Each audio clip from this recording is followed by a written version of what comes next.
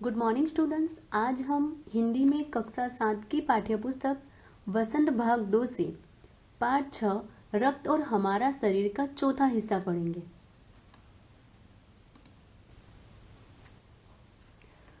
पिछले वीडियो में हमने देखा था कि डॉक्टर दीदी अनिल को बहुत सी ऐसी जानकारी देती है कि जैसे ही हमें पूरी सफाई से बनाए गए खाद्य पदार्थ ग्रहण करने चाहिए, भोजन करने से पूर्व अच्छी तरह से हाथ धो लेना चाहिए और साफ पानी पीना चाहिए।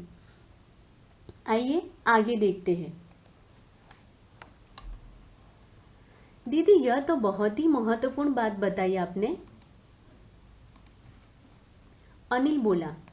वह पल भर सोच में डूबा रहा, फिर बोला, आपने बताया था कि रक्त में सफेद कण और बिंबाणु यानी प्लेटलेट कण भी होते हैं।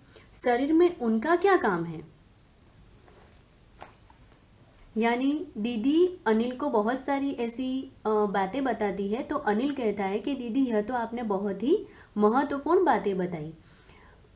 वह पल भर सोच में डूबा रहा, यानी कि वो बातें सुनकर वह पल भर सोच में डूबा रहा। फिर वो बोलता है कि दीदी आपने तो बताया था कि रक्त में सफेद कण और बिंबाणु यानी प्लेटलेट कण भी होते हैं, तो शरीर में उनका क्या काम होता है?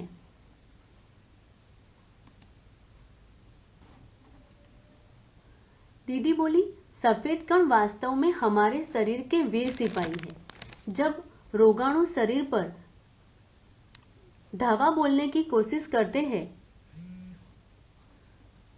तो सफेद कण उनसे डटकर मुकाबला करते हैं और जहां तक संभव हो पाता है रोगाणुओं को भीतर घर नहीं करने देते। बस संक्षेप में यूं मान लो कि वे बहुत से रोगों से हमारी रक्षा करते हैं।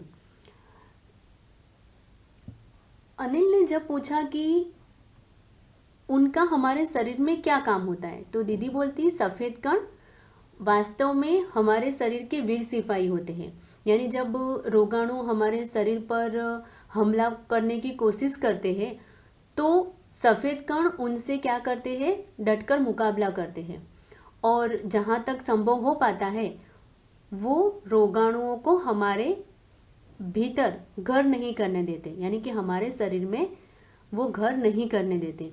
बस संक्षेप में इतना है कि वो रोगों से हमारी रक्षा करते हैं।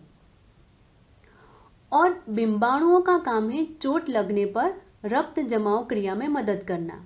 अभी हमने सफेद कण के बारे में देखा था, अब बिंबाणुओं का क्या काम होता है? तो बिंबाणुओं का काम है चोट लगने पर, यानी जब हमें चोट लगती है उस चोट लगने पर रक्त जमाव, रक्त यानी खून, रक्त जमाव क्रिया में वो मदद करता है। रक्त के तरल भाग प्लाज्मा में एक विशेष किस्म की प्रोटीन होती है जो रक्त वाहिका की कटी फटी दीवार में मकड़ी की जाले के समान एक जाला बुन देती है। बिंबाणु इस जाले से चिपक जाते हैं और इस तरह दीवार में आई दरार भर जाती है जिससे रक्त बाहर निकलना बंद हो जाता है।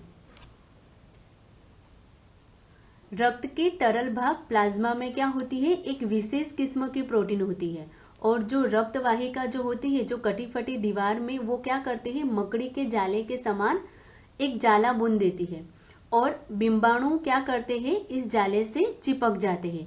तो इससे क्या होता है? जो दीवार में जो आई दरार भर जाती है, यानी वो चिपक जाते हैं तो वो दरार भर जाती है और अगर दरार भर जाती है तो उससे क्या होता है?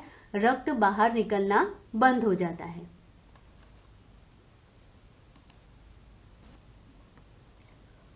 अनिल बोला, दीदी लेकिन घाव गहरा हो तब तो खून बहता ही चला जाता है।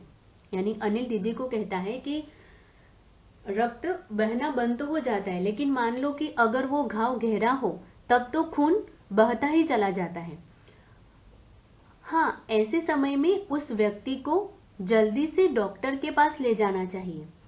जरूरत समझने पर ऐसी स्थिति से निपटने के लिए कुछ टाँके भी लगाने पड़ सकते हैं, किंतु डॉक्टर के पास पहुंचने तक के समय में चोट के स्थान पर कसकर एक साफ कपड़ा बांध देना चाहिए।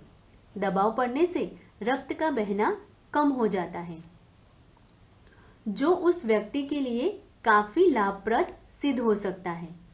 किंतु अगर बहुत अधिक रक्त बह जाए तो उसे रक्त चढ़ाने की जरूरत भी पड़ सकती है, दीदी ने समझाते हुए कहा।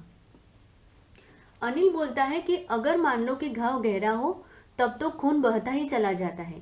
तो दीदी कहते हैं कि हाँ, अगर ऐसे समय में उस व्यक्ति को क्या करना चाहिए, डॉक्टर के पास ले जाना चाहिए, और जरूरत समझने पर ऐसी स्थिति में क्या होता है, उसे टांके भी लगाने पड़ सकते हैं।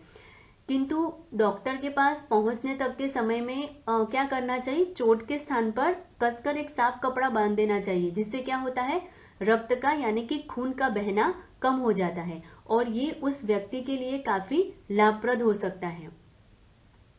किंतु अगर बहुत अधिक रक्त बह जाए, यानी कि बहुत ज्यादा अगर खून बह जाता है, तो उसे रक्त चढ़ाने की जरूरत भी पड़ सकती है।